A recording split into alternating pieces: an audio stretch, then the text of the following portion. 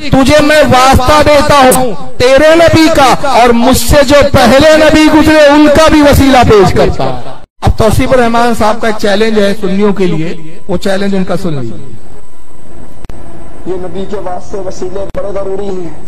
اچھا بھائی اگر ضروری ہے تو قرآن میں یہ نبی کے واسطے وسیلے بڑے ضروری ہیں۔ اچھا بھائی اگر ضروری ہے تو قرآن میں کسی ایک نبی کی دعا، قرآن میں کسی ایک نبی کی دعا، کسی کے واسطے وسیلے سے ہمیں بھی پڑھا دو۔ رسول اللہ صلی اللہ علیہ وسلم کے کسی ایک صحابی کی دعا رسول اللہ صلی اللہ علیہ وسلم کے واسطے سے ہمیں بھی دکھا دو۔ یہ وسیلے واسطے اگر بہت ضروری ہے تو قرآن میں کسی نبی کی ایک دعا ہمیں دکھا دو، کسی حدیث میں کسی صحابی کی ہمیں وسیلے والی دعا دکھا دو۔ اب دعویٰ تو ایسا کر رہے پورا قرآن سمجھ کے آئے ہیں، پوری حدیثوں کے ذخائر انہوں نے دیکھ ڈالے، کچھ نہیں ملا ان کو۔ مگر مولوی توصیف الرحمان بالکل گلا پھاڑ کے فرما رہے تھے کہ بھائی ایک آیت ہمیں بھی دکھا دو، کوئی حدیث میں ہمیں بھی کسی نبی کا وسیلہ دکھا دو۔ چلو نبی کا کسی نبی کا نہیں دکھا رہا ہوں میں، نبی اعظم سید المرسلین کا خود وسیلہ لینا بتا رہا ہوں۔ یہ حدیث وہابیوں کی نظر سے کتنی گزری پتہ نہیں مجھے، حالانکہ رسول اللہ صلی اللہ علیہ وسلم کو وسیلے کی ضرورت نہیں، حضور انبیاء کا بھی وسیلہ ہے اور تمام امتوں کا بھی وسیلہ ہے نا، مگر نبی نے وسیلہ طلب کیا، کیوں کیا؟ تاکہ ہم امتیوں کو اس سے سبق ملے اور ہمارے لیے تعلیم ہو جائے۔ آئیے کون سی حدیث ہے میں آپ کے سامنے پیش کر رہا ہوں، جو سکین پیج دکھا رہا ہوں۔ یہ کتاب کا نام ہے وفاء الوفا، پھر یہ حدیث کن کن کتابوں میں، وہ کتابوں کے حوالے بھی پیش کیے جائیں گے انشاءاللہ۔ وفاء الوفا حضرت امام سمہودی رحمت اللہ علیہ کی، جن کا پورا نام امام نور الدین علی بن احمد سمہودی، متوفا 911 ہجری، 911 میں ان کا انتقال ہوا۔ 911 میں جن کا وصال ہوا تو اس وقت اعلی حضرت پیدا ہوئے تھے نہیں ہوئے تھے نا؟ تو اس کا مطلب یہ وسیلے والا عقیدہ کوئی بریلی کا عقیدہ ہے کہ مسلمانوں کا، کل مسلمانوں کا عقیدہ ہے؟ سب کا عقیدہ ہے، صالحین کا عقیدہ ہے، اور جو صالحین کا عقیدہ ہے وہی بریلی کا عقیدہ ہے۔ لیکن یہ جھوٹ بولتے ہیں یہ سب بریلیوں کی ایجاد ہے۔ ارے پرانی کتابیں دیکھو جناب، یہ وفاء الوفا امام نور الدین علی بن احمد سمہودی رحمت اللہ علیہ کی کتاب، جس کی جلد نمبر 3 صفحہ نمبر اس کا 899 899۔ یہ حدیث بڑی طویل ہے، میں اس حدیث کا تھوڑا پس منظر اوپر کا بتا رہا ہوں، پھر جو انڈر لائن جملے ہیں وہ جملے میں پڑھوں گا اور اس کا ترجمہ پیش کروں گا۔ حدیث پاک کے راوی حضرت انس بن مالک صحابی رسول، حضرت انس کہتے ہیں کہ رسول اللہ کی چچی کا انتقال ہو گیا۔ ابو طالب کی بیوی تھی حضور کی چچی، اور ان کا نام کیا تھا؟ فاطمہ بنت اسد۔ اور حضور کے دادا اور حضور کی والدہ کے وصال کے بعد ابو طالب نے چونکہ حضور کو پالا تھا، چچا کی اور چچی کی پرورش میں آئے، تو چچی حضور سے اتنی محبت کرتی تھی جیسے ایک ماں کرتی ہے۔ تو رسول اللہ اپنی چچی حضرت فاطمہ بنت اسد کو، جو حضرت علی کی ماں تھی، حضرت علی کی والدہ تھی اور حضرت فاطمہ کی ساس تھی، ابو طالب کی بیوی تھی، حضور کی سگی چچی تھی، اتنی محبت کرتے تھے نبی پاک صلی اللہ علیہ وسلم ان سے کہ محبت میں چچی نہیں کہتے تھے بلکہ ماں کہا کرتے تھے، ماں فرمایا کرتے تھے۔ اور ان کا انتقال ہو گیا تو حضور ایسے ہی غمگین ہوئے جیسے کوئی سگی ماں کے انتقال پہ غمگین ہوتا ہے۔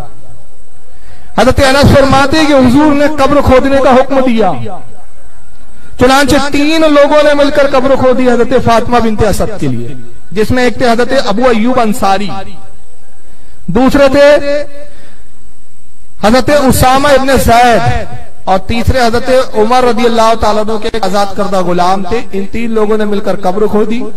جب قبر کھودی جا چکی تو سرکار قبر میں تشریف لے گئے اور قبر میں لیٹ گئے، اپنے ہاتھ سے پھر کوئی پتھر اور کنکر وغیرہ تھے اس کو صاف کیا۔ کس لیے صاف کر رہے ہیں؟ کہ میری چچی کو جب لٹایا جائے تو ان کو تکلیف نہ ہو۔ حضور اس میں کچھ دیر لیٹے رہے، تو لیٹے کیوں رہے؟ تاکہ میرے لیٹنے سے قبر میں برکت آ جائے۔ پھر آقا قبر اس میں کھڑے ہوئے اور صحابہ سے ارشاد فرمایا کہ میری چچی کو میرے حوالے کرو۔ صحابہ اکرام نے حضور صلی اللہ علیہ وسلم کی چچی کو جس طرح میت قبر میں ڈالی جاتی ہے کپڑے کے ذریعے، اس طرح سے دیا۔ حضور نے اپنے دستے مبارک پہ لیا اور بڑی نرمی کے ساتھ اپنی چچی کو قبر میں رکھا۔ हुजूर की आंखों में आंसू थे। सरकार कब्र के बाहर तशरीफ लाए, फिर अपने हाथों को उठाया और ये दुआ फरमाई। अब वो दुआ आपको मॉनिटर पे लिखेंगे, दिखाइए जरा। अब वो रेड पेन में जो निशान लगा है वही मैं हिस्सा पढ़ रहा हूँ, जो दुआ का हिस्सा। सुम्मा काल, और फिर हुजूर ने ये दुआ फरमाई। क्या दुआ की? अल्लाहुल्लज़ी युही व युमीतु व हुवा हय्युल ला यमूत। अर्ज़ किया है रब्बे कायनात, बेशक तू ही जिंदा है, अल्लाह ही जिंदगी और मौत देता है, अल्लाह ही जिंदगी का अता करने वाला, अल्लाह ही मौत को अता करता है, और वो जिंदा है, उसे मौत नहीं। सबको मौत है लेकिन अल्लाह को मौत नहीं है। ए रब्बे कायनात, तुझे मौत नहीं है, तू ही जिंदगी अता करता है, तू ही मौत देता है। इग़फ़िर ले उम्मी फातिमा बिन्ते असदिन, ए परवरदिगार मेरी माँ फातिमा बिन्ते असद की बख्शिश फरमा। माँ कहा अपनी चची को यहाँ, ऐ परवरदिगार मेरी माँ फातिमा बिन्ते असद की बख्शिश फरमा। अब कैसे फरमा? व वसिया अलैहा मदखलाहा, और मेरी माँ की कब्र को हद्दे निगाह तक वसी कर दे, जहाँ तक निगाह जाए कब्र को कुश्तादा फरमा दे, बड़ी फरमा दे। बेहक नबी का वल अंबियाइल्लज़ीना मिन क़ब्लिक, तुझे मैं वास्ता देता हूँ तेरे नबी का और मुझसे जो पहले नबी गुजरे उनका भी वसीला पेश करता।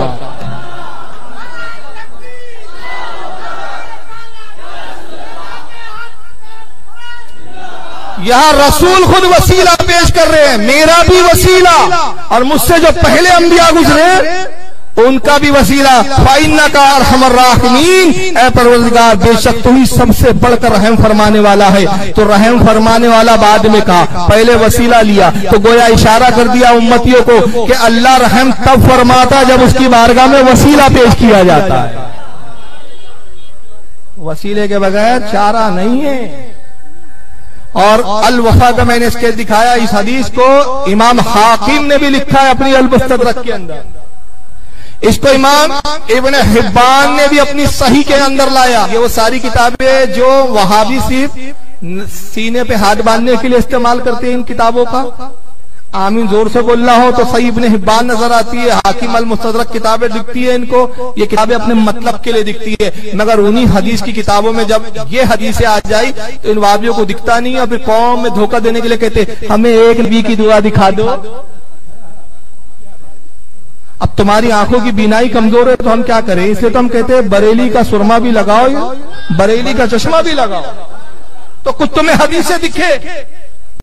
इसको इमाम हाकिम ने भी लिखा अल मुस्तदरक में, इमाम इब्न हिब्बान ने सही में लिखा। इमाम हाकिम इस हदीस को लिखकर फरमाते हैं सहीहुन, इसके रावी सही है। इब्न हिब्बान कहते हैं इसके सारे रावी सही है। इमाम तबरानी ने माजुमुल कबीर में भी लिखा, माजुमुल औसत में भी लिखा, और इमाम इब्न हिब्बान फरमाते हैं कि इस हदीस का जो एक रावी है जिसका नाम है उरूह बिन साले, उस रावी के अलावा वो सिका है, सच्चा रावी है। इमाम हाकिम ने कहा वो भी सच्चा रावी है, सिर्फ उसको छोड़कर बाकी जितने रावी है सब सही बुखारी के रावी है।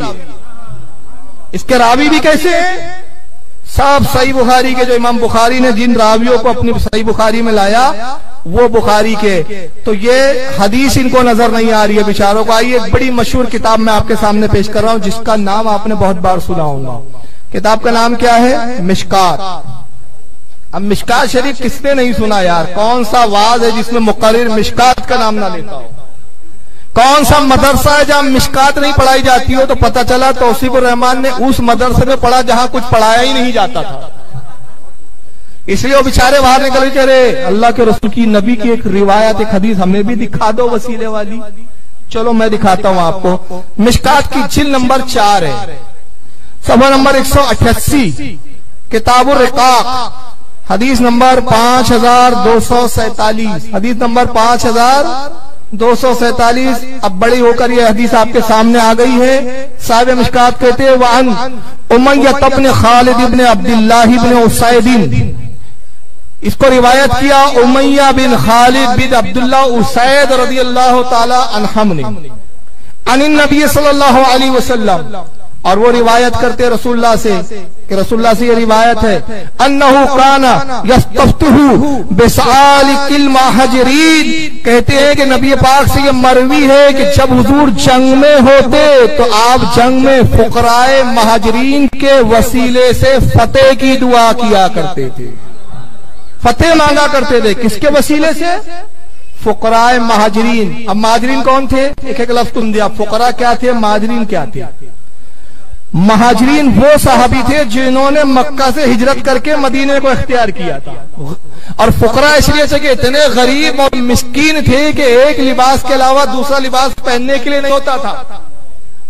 اس میں بعد اصحاب صفہ کی جماعت تھی. ان کا حال یہ تھا اصحاب صفہ کا کہ ابو ہریرہ فرماتے اصحاب صفہ کی جماعت میں وہ بھی شامل ہے. فرماتے ہم اصحاب صفہ کی غربت کا عالم یہ تھا, ہم ایسے فقیر اور فقراء کی جماعت تھے کہ لباس کا یہ حال کہ اگر شرمگاہ چھپائے تو پیٹ کھل جائے, اور پیٹ پہ اگر ہم چھپائیں اپنی پیٹ اور پیٹ کو اگر کپڑوں سے چھپائیں تو شرمگاہ ظاہر ہو جائے, تو ہم صرف اتنا سا ایک کپڑا باندھ لیتے جو ہمارے گھٹنوں سے اوپر ہوتا, شرمگاہ چھپاتا, پیٹ کھلا, گھٹنوں سے نیچے کا حصہ بھی کھلا.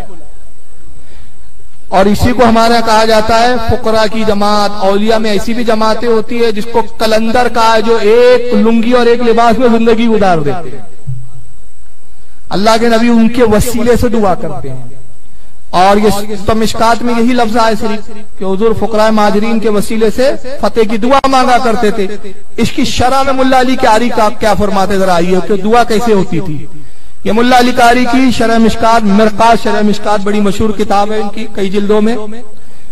اس کی جلد نمبر 5 صفحہ نمبر 61 پر ملا علی قاری روایت یوں کرتے وقال ابن الملک, کہتے ابن الملک سے روایت ہے, وہ کہتے میں یقول اللہ کے نبی یوں دعا کرتے, حضور کے الفاظ دعا کے یوں ہوتے, یوں آپ عرض کرتے اللہم انصرنا علی الاعداء بحق عبادک الفقراء المہاجرین. اللہ کے نبی یوں دعا کرتے اے اللہ ہمیں دشمنوں پر فتح اور مدد عطا فرما, واسطہ تجھے تیرے فقراء مہاجرین بندوں کا,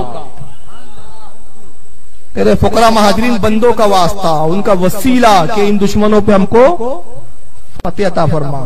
اب ذرا تصور کیجئے جنگ کا ماحول کیا ہوتا ہے. بہت سخت ہوتا ہے, جان پہ بنی آتی ہے, دشمن حاوی ہو رہا ہے. دشمن حاوی ہونے کا مطلب آپ کی موت قریب.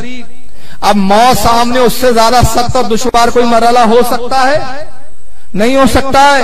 آقا اس سخت مرحلے میں وسیلے سے دعا کر کے بتا رہے ہیں, امت کو تعلیم دے رہے ہیں کہ جب تم پر مشکل وقت آئے تو تمہاری دعا تبھی مشکل وقتوں میں قبول ہوں گی جب تم وسیلہ پیش کرو گے. وسیلے کے بغیر دعا تمہاری مقبول نہیں ہو سکتی. ایک بہت مشہور حدیث ہے, اب آئیے اس پر تھوڑی سی گفتگو ہوگی, یہ بڑی مزیدار گفتگو ہے, اس کو تھوڑا سا توجہ سے سننے کی آپ کو ضرورت ہے. یا نبی سلام علیکہ, یا رسول سلام علیکہ.